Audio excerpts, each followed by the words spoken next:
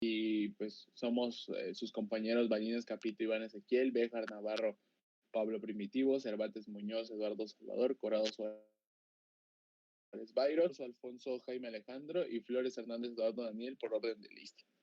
Así que vamos a iniciar con la siguiente diapositiva, por favor.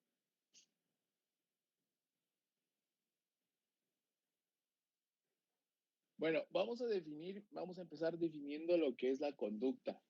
Entonces, las bibliografías en las que investigué y traté de compactar un poquito la definición, tenemos que es la manera en que una persona se comporta y que solamente va a existir dos expresiones de este comportamiento, que va a ser a través del método motriz y secretorio.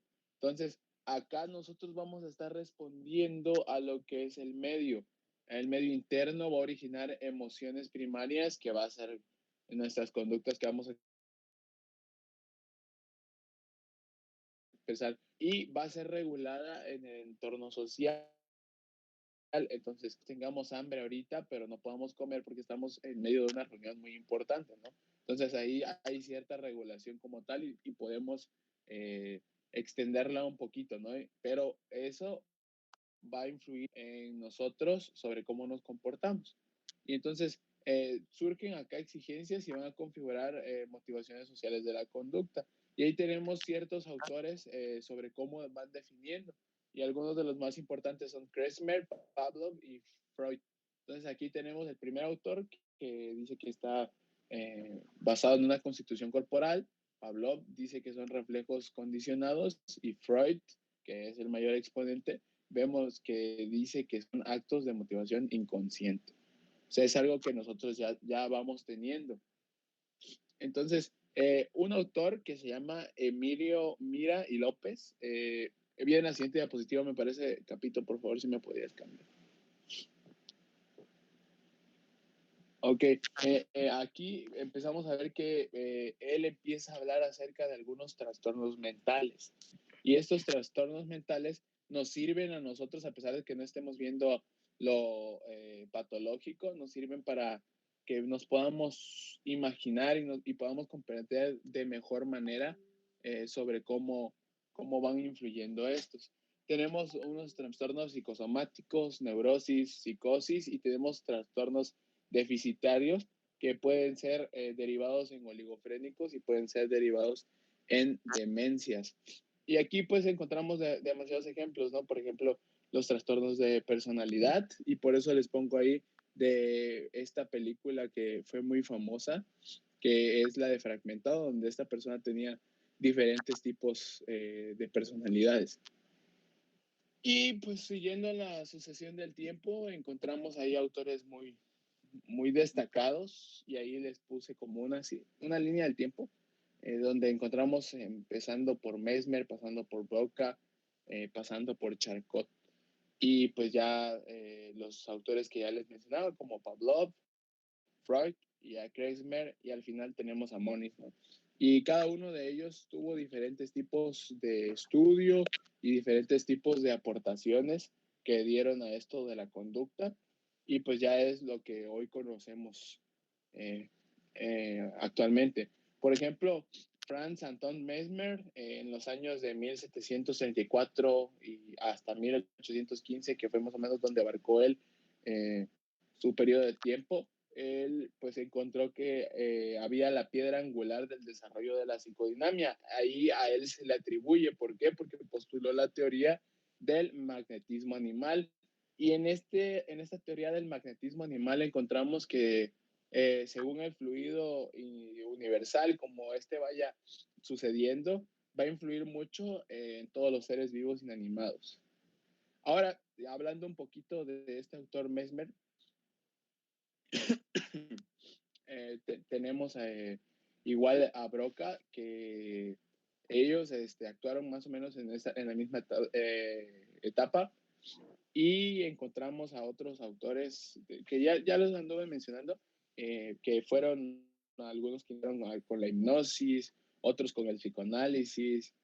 Por ejemplo, Eugen Bleuler denominó a la esquizofrenia la demencia precoz y utilizó el psicoanálisis con reservas.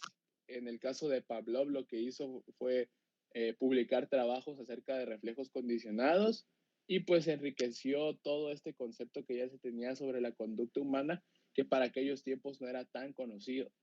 Y ya terminando, ¿no?, con esta sucesión de la línea del tiempo, encontramos a Kreismer, que relaciona la clasificación biotipológica con la conducta, y finalmente Moniz, que pues este fue un premio Nobel de medicina por el desarrollo de la psicocirugía. Entonces alcanzamos ahí nosotros a apreciar qué tan influyentes fueron estos personajes, para que pues el día de hoy esté tanto resonando su nombre y tengamos las bases gracias a ellos. Siguiente diapositiva, por favor.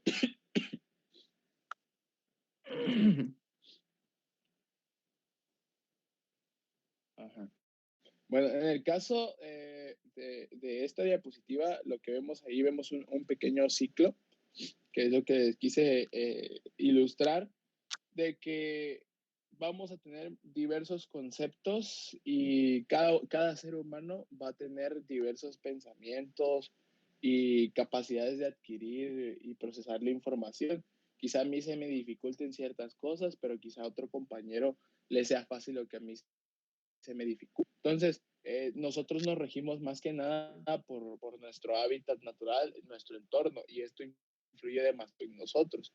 ¿Por qué? Porque imaginemos una persona que se dedica totalmente al campo, puede que tenga un diferente tipo de conducta y no influye sobre él la sociedad, la urbanización, pero en una persona, no sé, digamos, alguien en la bolsa de valores, él debe estar ahí atento, debe estar bastante despierto sobre cómo baja, cómo sube las acciones y todo, para que él pues vaya haciendo su trabajo adecuadamente. Entonces estas personas desarrollan otros tipos de conducta, desarrollan algunos tipos de habilidades, y es así como va difiriendo. Entonces el hombre se va transformando y es totalmente independiente, y algunos autores lo consideran como un animal racional, otros lo consideran como la imagen y viva semejanza de Dios, y la autonomía es la conciencia individual que cada uno tiene, y entonces cada uno tiene su posibilidad de ser como él quiera ser, ¿no? Entonces, los que modifican al final la conducta, como ya les venía diciendo, son el tipo de personalidad que uno tenga, los factores biológicos, como les decía pues al principio, de que el hambre y todas estas situaciones que pasan dentro del cuerpo van modificando poquito a poco sobre cómo nos comportamos, y los factores psicodinámicos, además de los factores ambientales. ¿Por qué? Porque como les mencionaba, ¿no?, quizá el trabajador en el campo no tenga un ambiente de estrés, no tenga algo así que lo esté presionando, no tiene un horario fijo, ¿no?, que él va a trabajar, va a leñar lo que quiere, lo que necesita, regresa a su casa, ya trae su leña y todo lo que necesitó, y él se rige sobre sí mismo. Ahora, en el caso de, digamos así, un burócrata, pues él va sobre tiempo, tiene un jefe que lo está presionando, tiene algo que digamos, en contra de tiempo, o además tiene carga de presiones de que debe salvar a una empresa. Entonces, aquí va influyendo y van cambiando a las personas. ¿Me das la siguiente diapositiva, por favor? Hablando ahora ya de la personalidad del sujeto como tal, podemos encontrar diferentes tipos de personalidades. Y esto va en base a que pues, es el reflejo inconsciente colectivo de todo, desde que nosotros nacemos hasta que nosotros morimos, va cambiando y se va moldeando, depende a nuestra educación, nuestro entorno, y todo lo que está pues, fuera de nosotros influyen sobre cómo nos comportamos. Entonces aquí vemos que pues, puede conllevar lo que son las emociones, sentimientos, ser sensible, no ser sensible, irse adaptando con nuestro ambiente, que si nos mudamos de un país a otro, cambió totalmente nuestro entorno. Y hay patrones de conducta que pues presiden el conjunto de situaciones interpersonales.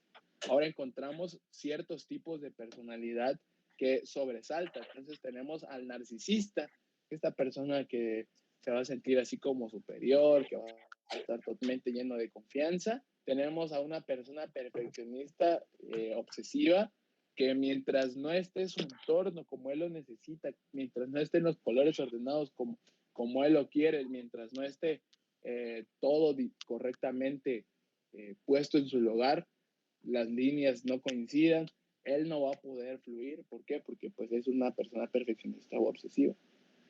Tenemos también el caso de las personas que son antisociales y pues ya totalmente el nombre de este tipo de personas de personalidad lo va diciendo, ¿no? Se alejan de la sociedad, tienen cierto tipo de conducta que pues ya nosotros muchas veces lo vemos, quizá tengan tendencia a mentir, quizás sean irritables, agresivos y tengan mucha despreocupación por su seguridad, tengan falta de remordimiento o indiferencia, ¿no? Pues sobre muchas situaciones.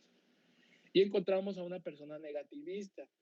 Y pues esta persona negativista lo que va a hacer es tener fuertes aptitudes y fuerte posición sobre ciertas personas, va a lo que es demostrar mucha resistencia ante las demandas adecuadas del rendimiento social y laboral, ¿no?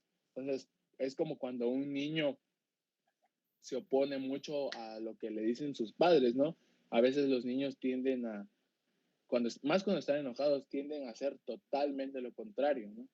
Y hay veces que los padres utilizan eso a su favor, es como de que no vayas a comer esas verduras y el niño pues termina comiendo las verduras, ¿no? Entonces, acá esta persona negativista lo que hace pues es resistirse a cumplir las expectativas que los demás imponen. Ahora, en el caso de la persona que tiene una impulsividad limítrofe, aquí lo que hace esta persona es de que puede llevar sus episodios de ira, porque tiene episodios de ira, este es lo característico de esta persona. Puede ser demasiado intenso, puede tener problemas al controlar su ira, a veces se regula, a veces no se regula, puede ser una persona que muestra sarcasmo extremo, o sea, hay situaciones tal vez muy serias en las que esta persona no se comporta como debería, tiene amargura persistente en él y pues tiende a tener explosiones verbales y a estar discutiendo con las personas. Esta persona no se controla como tal. Y hay que tener mucho cuidado con este tipo de personas y muchas veces son fácilmente identificables, ¿no? Entonces hay que tener especial cuidado en eso. Siguiente diapositiva.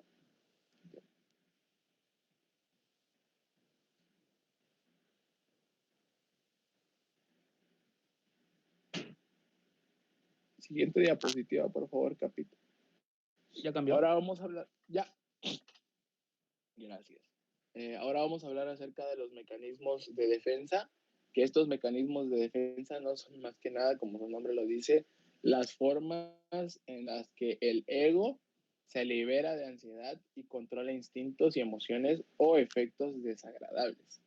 Entonces vamos a encontrar, como encontramos las personalidades, vamos a encontrar unos mecanismos de defensa.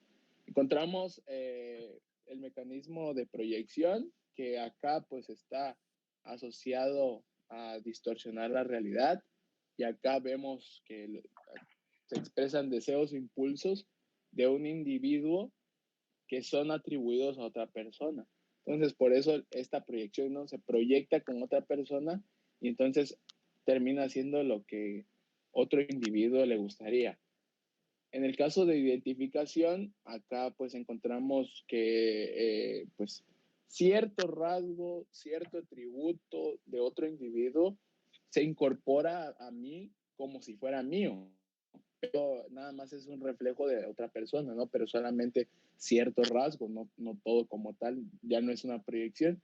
Y aquí pues es un factor importante el hecho de que se desarrolle el superego y se puede incorporar rasgos o atributos favorables para el individuo. Entonces, acá si se tiene especial discriminación, bueno, me identifico con esta persona, le tomo este rasgo bueno, lo hago mío y ya no le tomo sus otros rasgos malos, ¿no?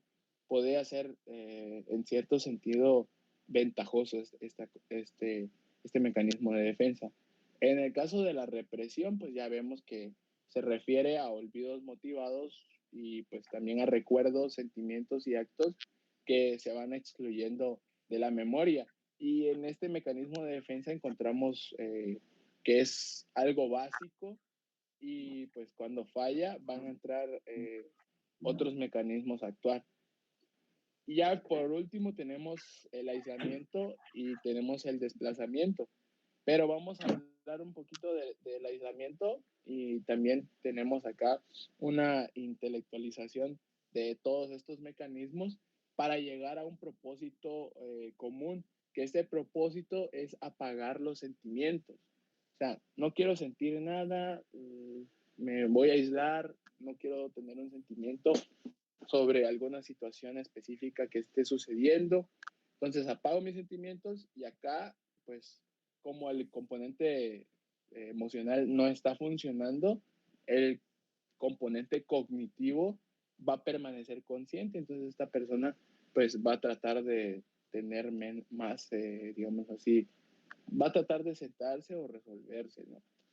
Depende de la situación que lo esté aquejando. Ahora, en el caso del desplazamiento, ya hablando por último de estos mecanismos de defensa, lo que va a hacer es involucrarse para redirigir la emoción del objeto inicial hacia un sustituto que sea un poco más aceptable, ¿no? Tanto para él como para la sociedad y todo lo que le influye. Y aquí pues se va a involucrar mucho lo que es un sentimiento o una emoción más bien, lo que es el cólera, ¿no?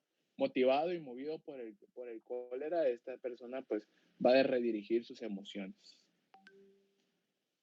Siguiente diapositiva, por favor. Ok, Bueno, ahora, bueno, vas a hablar, sí. no, iba a decir que ya nada más para terminar, casi todas las personas en algún momento van a referirse a sus propios valores o a los valores de las otras personas y van a tener una creencia firme y duradera en estos valores y van a tener o mostrar una convicción profunda pues, de todo lo que va a ser orientado y todo lo que tiene sentido para ellas, relacionando todos estos mecanismos de defensa y sus tipos de personalidad. Ya era como conclusión. Gracias. Bueno, buenos días, doctor. Entonces, pasando a los tipos de conducta. Buenos días. Adelante. Tenemos los diferentes tipos pues, de conductas. La primera es la innata o heredada, que pues van a ser los primeros, pues, de las primeras conductas que van a sobresalir sobre la persona y se caracterizan porque son aquellas que van a aparecer de manera natural, o pues, pueden derivar de la genética. Estas conductas van a aparecer sin que alguien se las haya enseñado antes, a comparación de lo que es pues la adquirida o aprendida, que este tipo de conducta es inculcado por la propia experiencia o es transmitido por la observación que uno tiene al comportamiento de otras personas. La conducta observable o manifiesta son las que se ven a simple vista del exterior, o sea que son pues los comportamientos que hacen que nosotros llevemos a cabo algún movimiento en el medio que nos rodea. Y pues como dice, pues son observables a fácil, son observables.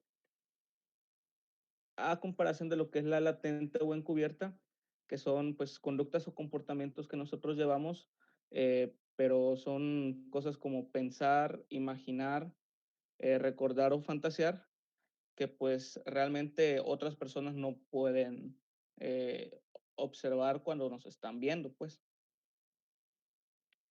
Tenemos lo que es la conducta voluntaria, que son las acciones que uno lleva a cabo para realizar o para llevar a algún fin, una conducta que es de manera consciente y pues de acorde a lo que es la voluntad de uno. Las conductas involuntarias o reflejas son las que se dan de manera no intencional. Eh, nos daba el ejemplo que era, por ejemplo, retirar la mano de un fuego que nos estaba quemando o algunos reflejos que aparecen desde el nacimiento. Lo que era la conducta adaptativa eran aquellas, eh, eran todas aquellas que iban a permitir a la persona poder, pues valga la redundancia, adaptarse al medio que lo rodeaba para que fuera pues más fácil convivir en el medio y con los que lo rodean, una mejor supervivencia y todo este tipo de conductas iban a hacer que la persona encontrara un bienestar en lo que hacía.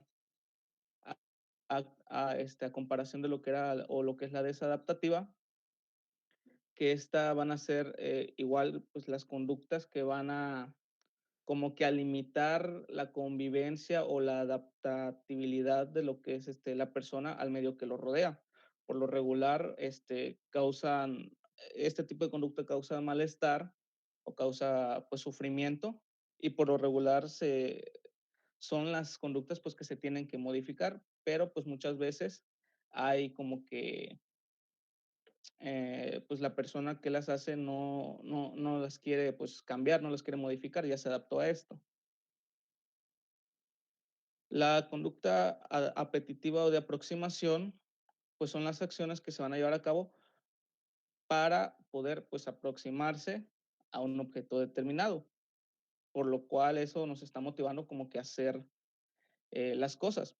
Y las consumatorias sería pues ya el ponerle fin a lo que estamos haciendo, o sea, llevar una serie de acciones para conseguir pues ya lo que se quiere, ¿no? Y esto pues como dije, pone fin a la serie de acciones o comportamientos porque ya se ha logrado. Lo que es la conducta pasiva son pues los comportamientos que va a tener una persona, pero esta va a ir, va a estar estrechamente vinculado con el medio que los rodea, con las personas que los rodean, porque va a ir como que condicionada a que esta persona quiera evitar eh, pues el desprecio o los conflictos. Por lo regular, esta conducta no sobrepasa el deseo, el propio deseo de sobre los demás, a comparación de lo que es la conducta agresiva, que pues son una serie de comportamientos, pero para obtener el propio beneficio o la gratificación, pero eh, esto siempre va a estar por encima de los demás, o sea, no importa qué piensen los demás o qué crean los demás, siempre va a estar pues como que nuestro propio criterio, lo que queremos por sobre los demás. Esta conducta puede expresarse pues también de manera violenta. Y la conducta asertiva es aquella que va a estar entre que el equilibrio de la pasiva y la conducta agresiva. ¿Por qué? Porque el sujeto va a defender sus puntos de vista o lo que él piensa, pero también va a tener la capacidad o el criterio pues de poder escuchar a los demás. O sea, no solamente va a querer lo propio o va a imponer lo suyo, sino también está dispuesto a escuchar a las otras personas para ver lo que dicen. ¿Y esto qué va a hacer? Esta conducta, pues como es el punto medio, permite lo que es la negociación para llegar a un acuerdo y pues que ambas partes no sean como que no estén en disgusto, vaya.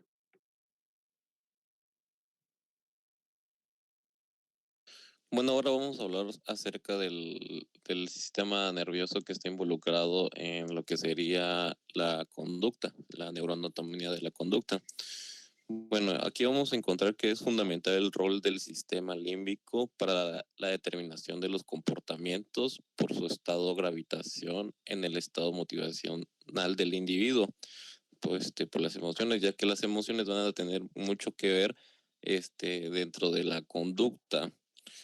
Bueno, el sistema límbico, como nosotros sabemos, está formado por distintas estructuras cerebrales como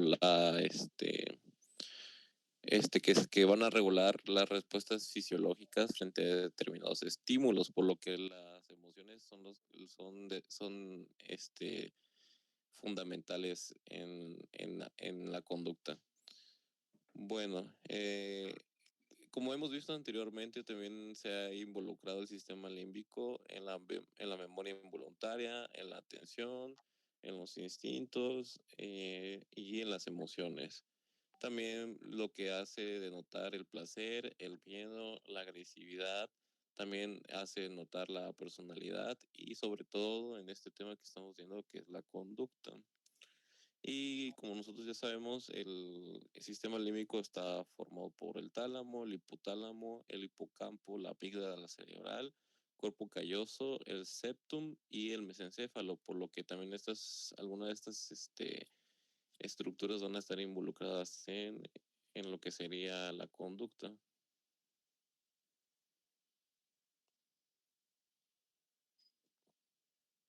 Bueno, la amígdala es es parte del sistema límbico, pero es muy importante para esto, ya que tiene abundantes conexiones en ambas direcciones con el hipotálamo, recibe e envía también desde todas las porciones de la corteza límbica, a partir de las superficies orbitales de los lóbulos frontales y muchas otras. Y también la amígdala se ha llegado a denominar la ventana a través de la cual el sistema límbico aprecia el lugar de la persona en el mundo. Y también la inhibición de conductas es gracias al proceso completo que se da desde los sentidos. Por ejemplo, que la amígdala, el tálamo y la corteza cerebral, esta es encargada de simplemente en ocasiones emitir una reacción automática, evitando que todo el proceso se lleve a cabo y actuando más por impulso que por racionalidad.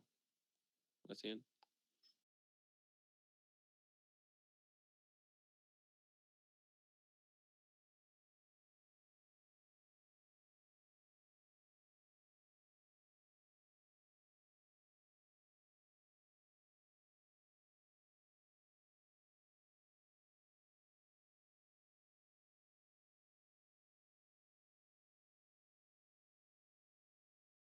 Dejó de escuchar cuando están hablando.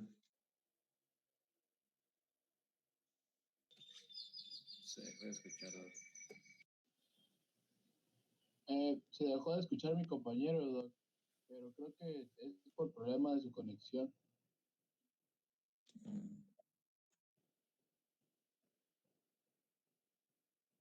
Capito. Mandé. Ah, bueno, creí que también. ¿Sí escucha? Claro. Sí, Primi. Sí se escucha. Bueno, pues vamos a continuar con lo que es la neuroanatomía y vamos a hablar también un poco de la neurofisiología, de lo que es la conducta, ¿no? Entonces, pues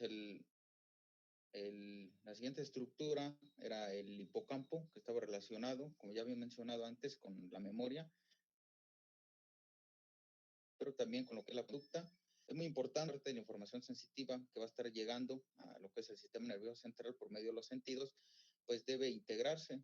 Y para poder integrarse necesitará toda la información que las estructuras que contienen el conocimiento se puedan comparar, ¿no? La información que viene con la información que ya se tiene, además de la participación del sistema límbico con lo que son las emociones. Entonces, estas tres fuentes de información finalmente van a generar lo que es el comportamiento. El hipocampo pues va a recibir información de muchas estructuras que van desde el hipotálamo, el tálamo, la amígdala, como ya mencionaron, el giro dentado y otras como la corteza límbica o bien la sensorial de asociación, ¿no? Siguiente, por favor.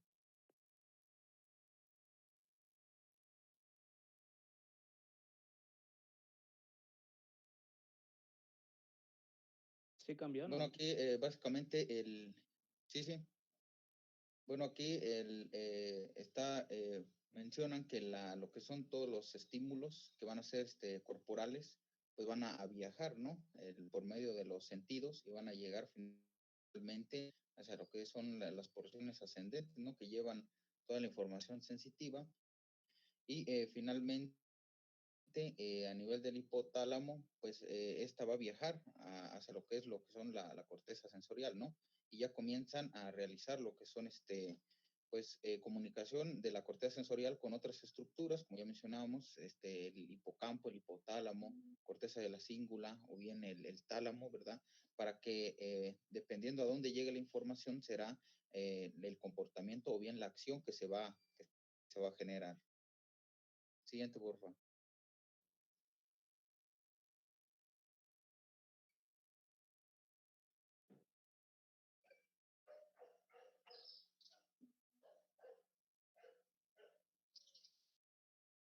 Bueno, esto es importante porque se dice que el comportamiento está dirigido por estos dos higos que genera el mismo, pues va a generar, son sensaciones que se generan dentro del psico. Entonces, estos son determinantes para el comportamiento, son determinantes tanto la recompensa como el castigo para poder generar a partir de la información que está llegando y la integración de esa información, pues se genera un aprendizaje y finalmente se guarde toda esa informa a revisarlo. Siguiente, por favor. La vamos a checar ahorita que el cómo es que comienza a integrarse toda esta información, donde básicamente menciona que en realidad la conducta, aunque existen estructuras especiales para cada acción, en realidad es todo el sistema nervioso central que está implicado en realizar muchas acciones. Siguiente, por favor.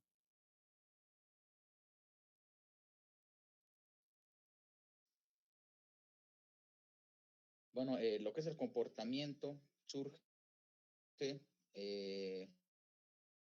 pues como la expresión de varios fenómenos, es lo que decíamos, que en realidad todo el sistema nervioso central, pues puede ser interno, puede ser externa, pues la integra y todas estas funciones o todos estos fenómenos, dependiendo qué estructura del sistema nervioso central se active, pues van a generar una acción y finalmente, pues esta es la que se le llama pues la conducta, ¿no? Las acciones que tienen. Ya decían que pueden ser, que son muchos tipos, que pueden ser desde cognitivas o pueden ser no cognitivas y que no se pueden observar. ¿Para qué sirven? Bueno, generalmente son para adaptarse. Generalmente el sistema nervioso central también relevante.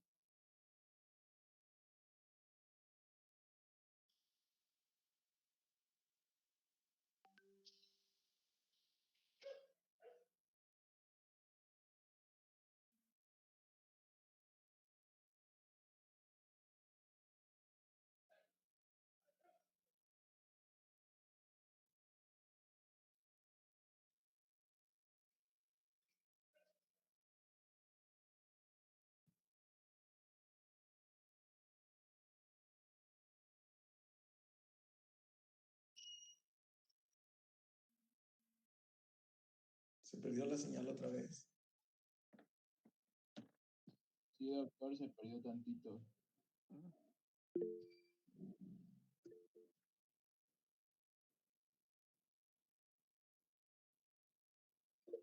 Sí, bueno, ¿escucha? Ya se escucha, Primi. Ya, Primi. Ya. Porfa.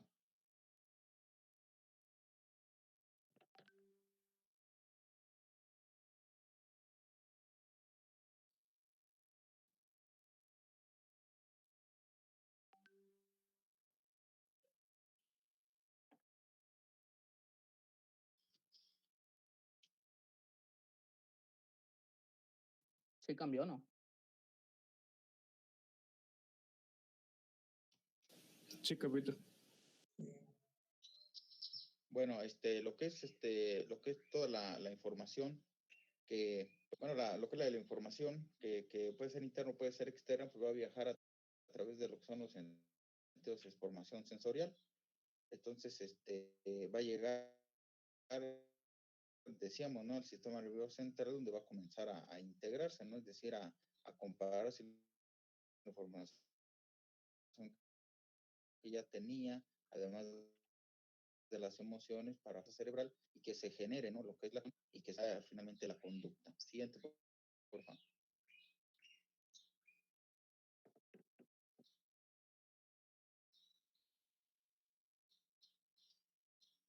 Bueno, lo que son los estímulos, tanto internos como externos, pues ya decíamos, ¿no? Que viajaban como información sensorial y era muy importante la función de lo que es el hipocampo, debido a que esto pues tiene esta información que es, pues van a ser lo que ya quedó en la memoria. Entonces todos esos conocimientos, toda esa información se compara con la nueva que está llegando, además de combinarlo, ¿no? Con lo que son las emociones del sistema límbico y finalmente se envía la información al tálamo. Una vez en el tálamo, pues viaja hacia lo que es la corteza cerebral y dependiendo en qué porción de la corteza cerebral llegue, pues va a generar cierta acción, ¿no? Es decir, si llega la información desde el tálamo hacia lo que es la corteza prefrontal, pues va a generar funciones de tipo cognitivas, ¿no? A lo que es el pensamiento o lo que es la inteligencia, se utiliza toda esa información. Entonces, generalmente se dice que el principal neurotransmisor será el glutamato, aunque también se piensa que la acetilcolina y la dopamina pues son muy importantes para que pueda llegar esa información a la corteza prefrontal. Si la información llega hacia lo que es las áreas motoras primarias, pues va a generar una contracción muscular, ¿verdad? Entonces hablamos de generar una respuesta de tipo motora o de tipo motora conductual. O bien la información viaja hacia el mismo sistema límbico, ¿verdad? Que se encuentra cerca y entonces va a generar lo que son las emociones, ¿no? Y los neurotransmisores principales van a ser dopamina, serotonina, las endorfinas, acetilcolina, GABA, oxitocina, adrenalina y noradrenalina. Y entonces, pues no solo se relaciona con emociones, sino también con memoria, con instintos sexuales, con la personalidad y en realidad con la conducta en general. Siguiente, por favor.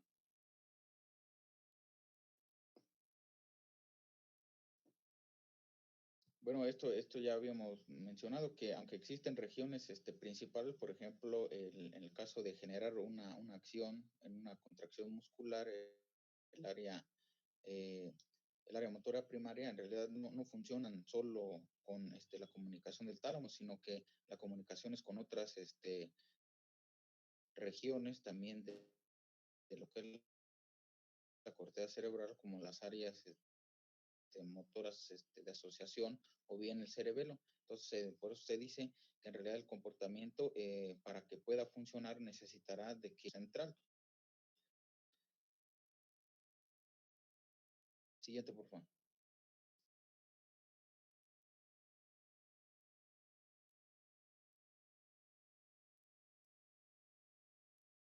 Estructuras del sistema nervioso central tienen que funcionar para generar lo que es la conducta. En realidad sí existe un centro de control que va a ser el sistema límbico, como ya mencionaba mi compañero, y esto está formado por el hipotálamo, el hipocampo, la amígdala y la corteza límbica principalmente, ¿no?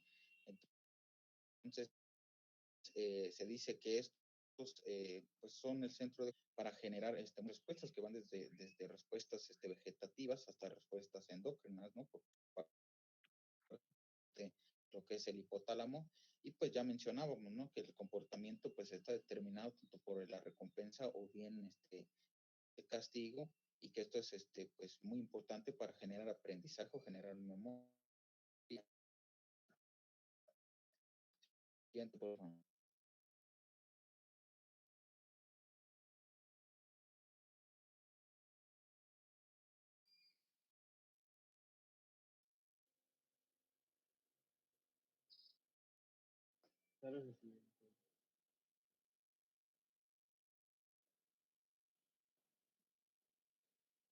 Bueno, el sistema límbico decimos que es el centro, ¿no? El centro de control de todo lo que es la información.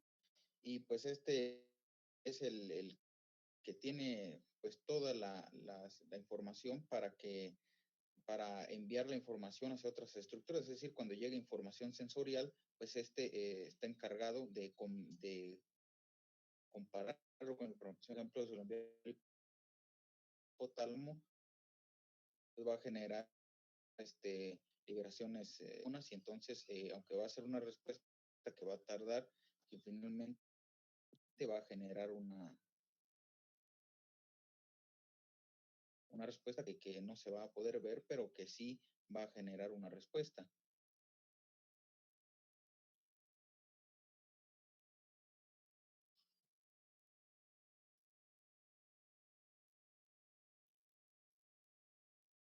Y bueno, el sistema límbico,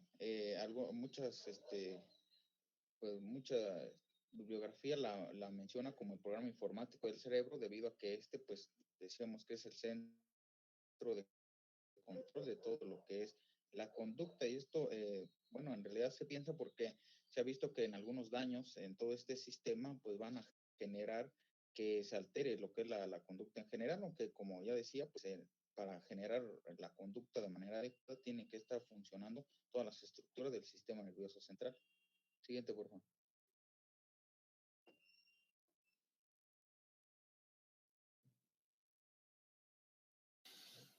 Buenos días, doctor. Soy Byron Alexis Coro Suárez y vamos a continuar con la evaluación de la conducta. ¿Cómo se inicia con la evaluación de la conducta? Debemos tener antes que nada una estrategia, unos pasos a seguir para poder darle una continuidad a este tipo de evaluación tan importante. Tenemos los pasos que seguimos son la recopilación y el análisis de datos como el primer paso. Identificación de objetivos, causas probables, estrategias de tratamiento y la evaluación de los resultados. El siguiente, por favor. Bueno, vamos a ver las características de la conducta. Tenemos la topografía y geografía, la cantidad, intensidad, el control de estímulos y la latencia. Ahora vamos a platicar un poquito de estas características. La siguiente, por favor. Bueno, topografía y geografía. Aquí tenemos un paisaje. Esto se refiere a la forma concreta en la que la conducta se representa, a la descripción de sus movimientos y a su ubicación en el espacio y el tiempo. ¿Qué es lo que entendemos por esto? De que ciertas situaciones, como nos comentaban nuestros compañeros, pueden suceder en ciertos lugares, en ciertos momentos, en cierto horario, por ejemplo. Y esto también es parte importante de la evaluación de la conducta. La siguiente, por favor. La cantidad. Aquí tenemos unos dibujitos de números. Con esto nos vamos a referir a la frecuencia y a la duración. Es decir, estos episodios tienen un tiempo en el espacio y tienen una duración. Es lo que les mencionaba, puede ser de día, de noche, de madrugada, y va a tener un lapso de tiempo, una duración de este tipo de conducta que se vaya a evaluar. La siguiente, por favor. La intensidad. Esta representa la fuerza o el tipo de respuesta que se genera en la conducta. Puede ser aquí tenemos a un hombre haciendo ejercicio.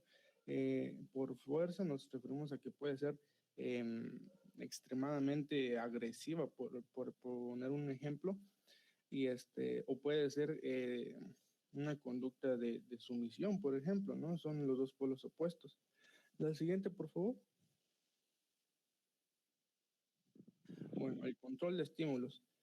Aquí tenemos una serie de condiciones bajo las cuales aparece el episodio conductual o este ataque a la conducta. La siguiente, por favor. La latencia. Esto es el lapso de tiempo que tiene que tiene que llevarse a cabo una acción para que ésta genere una respuesta. No sé si se explica bien. Es el tiempo necesario, por ejemplo, para enojarme necesito 5 minutos, por ejemplo. Ese es el tiempo que se necesita para llegar a esa respuesta conductual. La siguiente, por favor. Bueno, vamos a tener unos tipos de evaluación funcional. Pueden ser por cuestiones, observación o por análisis funcional. La siguiente, por favor. Bueno, aquí tenemos varios métodos. Tenemos entrevistas funcionales conductuales, escalas de verificación, cuestionarios, observaciones naturalistas. La siguiente, por favor. Tenemos observaciones análogas del comportamiento, autorregistros. La siguiente.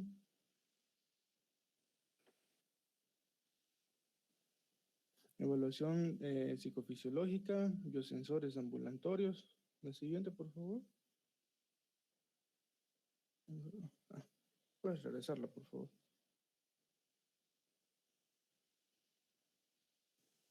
Bueno, estos tipos de métodos, como les mencionaba, hay diferentes formas de poder evaluar a la conducta.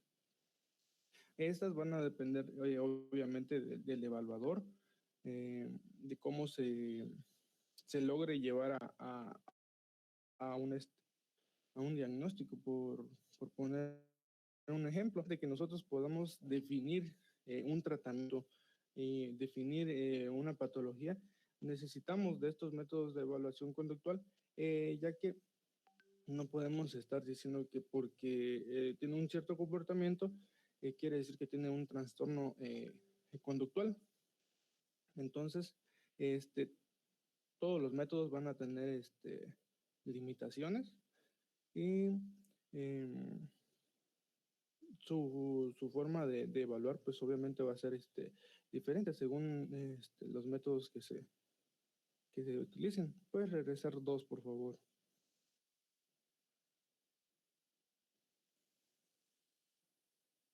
¿En esa? Sí.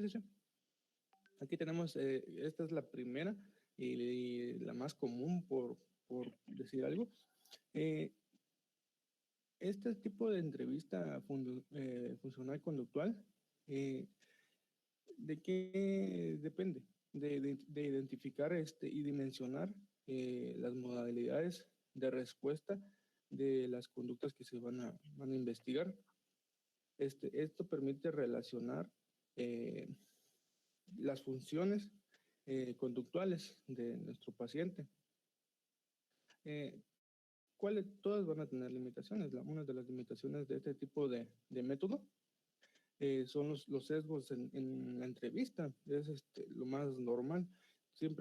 Estos métodos, como todos, siempre va a depender del paciente y del evaluador, ¿no? De qué tanta confianza haya, o de qué tendrían que haber un ambiente óptimo para que esto se pueda llevar correctamente y poder llegar a un diagnóstico mediante este método.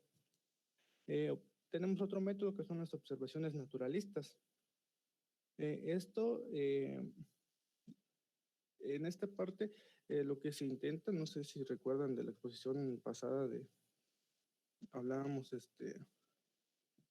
de esto mismo, en la que se trata de tener a una persona que esté, por así decirlo, cuidando o vigilando a nuestro paciente, y vamos a investigar sus interacciones con el ambiente, lo que les mencionaba, de cuánto tiempo, qué tanto estímulo necesita de algo para que se detone este trastorno. Y así hacer más fácil el diagnóstico, pero también poder influir en esos pequeños, en esas actividades que hacen que nuestro paciente pues sufra un trastorno conductual. Estas tienen una validez ecológica porque pues no se necesita de laboratorios. También les mencionaba la vez anterior de que hay métodos en los que se observa al paciente por días de forma electrónica. Entonces esto tiene validez ecológica porque pues no se utiliza ningún método tecnológico, por así decirlo. Estos tienen limitaciones que son las muchas fuentes de error. Cualquier cosa que se pase al observador va a influir en el paciente. O sea, el paciente sabe que lo están vigilando, ¿no? Y cuando nosotros sabemos que nos están vigilando, tendemos a reaccionar de diferentes formas a las que estamos acostumbrados. Y también va a depender, como la anterior, al tipo de valor que se le dé a cada cuestión. La siguiente, por favor. La siguiente. Y eso sería todo por mi parte.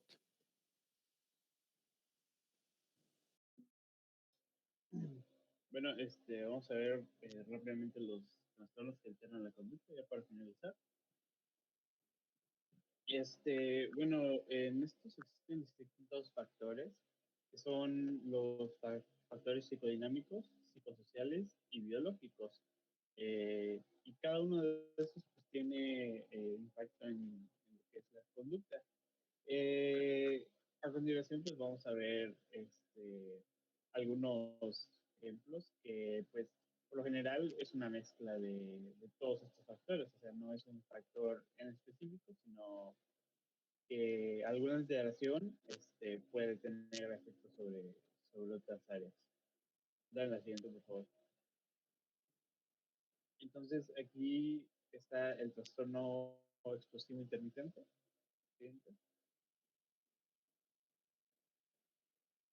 Y bueno, se va a manifestar con episodios en los que la persona pues, pierde el control, tiene impulsos agresivos y que estos van a generar agresiones o alguna destrucción de propiedad, que se enojan y rompen algo.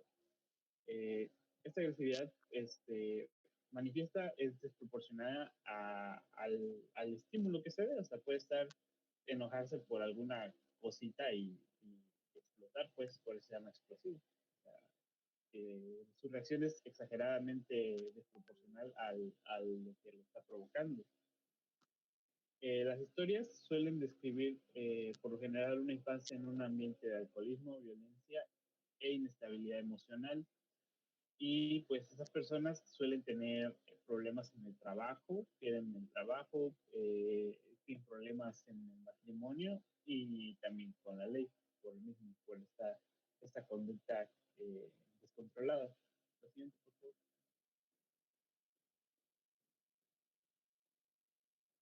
Bueno, entonces, digamos que en el aspecto fisiológico, hay una alteración en el sistema límbico. En la mayoría de los casos, pues son episodios de violencia y hay pruebas que indican que las neuronas serotoninérgicas pues, son las que medían la inhibición de la conducta, pues y ahí es donde se encuentra. Eduardo, no es fuerza que lo desarrolles todo el tema, lo puedes mencionar en qué casos, por ejemplo, trastorno explosivo intermitente, y así te lo vas mencionando porque tenemos 2 minutos para terminar la clase. Ok, entonces pues nada más vamos a mencionar cuáles son ya para sí. Andar la siguiente. Bueno, también otra alteración se encuentra la cleptomanía, que es cuando la persona tiene ese impulso incontrolable de robar cosas o estar hurtando cosas. La siguiente. Otro de esos trastornos, pues no vamos a profundizar, pero pues es la piromanía, es esta satisfacción que encuentran en ver cosas quemándose. Puede ser provocada o que nada más verlas. La siguiente.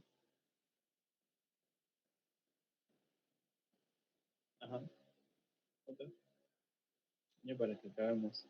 Bueno, y otros trastornos no especificados que no incluyen a los 3 factores, pero pues pueden incluir a 2. Es la compulsión al internet, la adicción al teléfono móvil, la adicción a lesionarse, autolesionarse y comportamientos sexuales compulsivos, adictos al sexo. Así es. Creo que es lo último.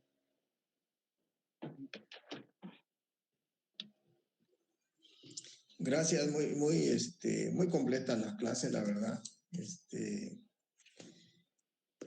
lo que me restaría de opinar por la brevedad del tiempo es que muchas de las observaciones que se hacen son clínicas, o sea, no es que la mayoría, las demás, como se menciona ahí, son test, son como biomarcadores, como cuando a alguien le ponen monitoreo Holter para ver cómo está su frecuencia cardíaca en el día, su presión arterial, etcétera, etcétera. Y no vayamos muy lejos, simplemente los teléfonos inteligentes que ya te van midiendo saturación de oxígeno, te van midiendo nivel de estrés, que te van midiendo tu calidad de sueño, cuántas veces tomaste agua, cuántas veces tomaste café, imagínense, ¿sí? Como que ciertos biomarcadores de una conducta vegetativa, por decirlo de algún modo.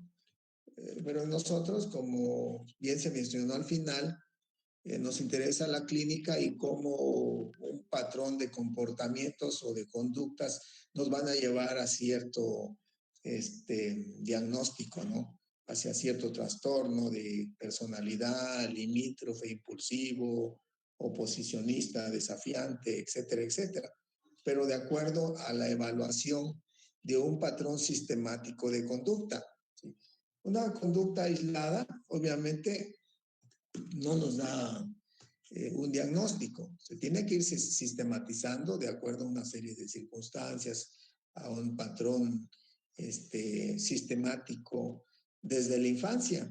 Es lo que hacemos en la historia clínica.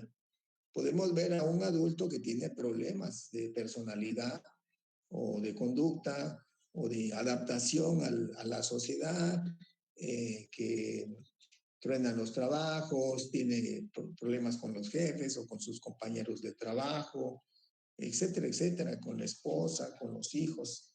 Y revisamos su infancia y desde la infancia ya encontramos ciertos indicadores de que ya se venía arrastrando ya o perfilando un problema de personalidad.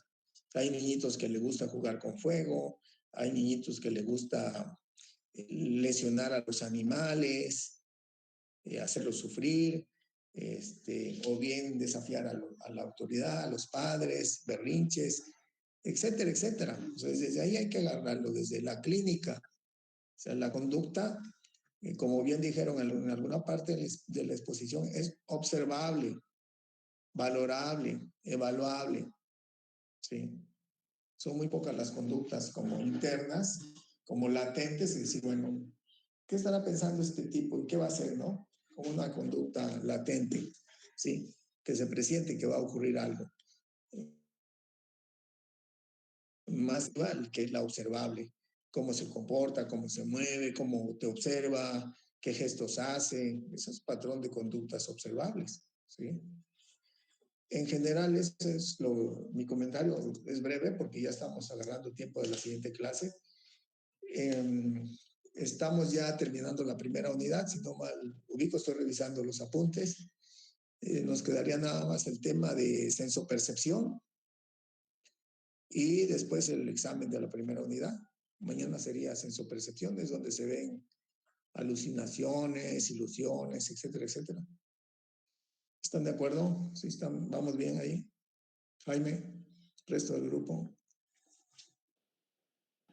Sí, doctor. Claro, claro. Entonces, ¿aproximadamente para cuándo quedaría el examen? Pues si mañana tenemos que terminar el tema de sensopercepción, mañana es miércoles, el jueves, y el viernes empezamos la segunda unidad. O sea, hay que tratar de mantener un paso firme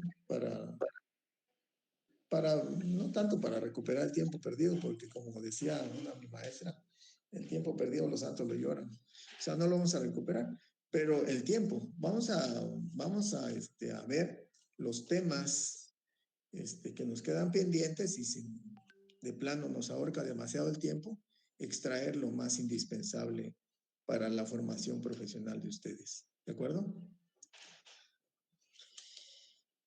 Es todo. Hasta mañana.